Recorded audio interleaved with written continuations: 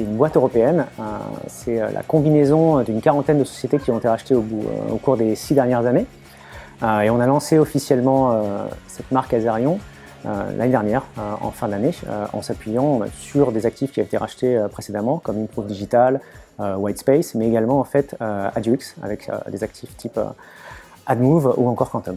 Donc le projet d'Azerion, c'est de proposer un écosystème qui effectivement repose sur du contenu propriétaire, contenu entertainment type vidéo, casual gaming, etc. On est propriétaire de plus de 15 000 titres, on a plus de 160 000 vidéos, donc on est propriétaire de ce contenu-là, mais on le fournit également aux partenaires éditeurs pour créer finalement de l'inventaire.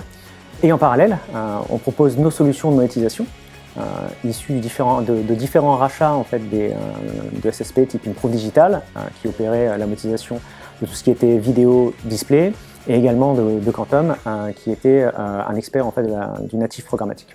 Donc l'idée étant de proposer aux éditeurs une offre complète avec soit du contenu et de la monétisation, ou soit uniquement de la monétisation. Alors pour la France, oui, et l'idée c'est que justement quand Azerion fait l'acquisition d'une société, elle va lui permettre en fait de scaler à l'international. Donc le produit anciennement AdMove est devenu Azerion Mobile Proximity, et aujourd'hui grâce à Azerion, on a pu décliner le produit en Belgique, aux Pays-Bas, en Italie et au UK.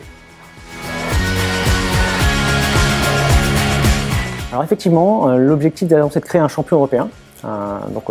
Azerion a une croissance, double de taille tous les ans, en organique, mais également avec une stratégie d'acquisition assez agressive. Donc l'année dernière, on a fait plusieurs centaines de millions d'euros. L'idée, c'est de doubler encore une fois ce chiffre d'affaires cette année-là. Et donc l'objectif, c'est de fédérer l'ensemble des acteurs de la tech ou du contenu européen pour créer un champion. Après, on ne se met pas en opposition avec les GAFA. Quand on fournit justement un écosystème programmatique, les flux de Google en tant qu'acheteur, donc avec DV360, sont quand même importants.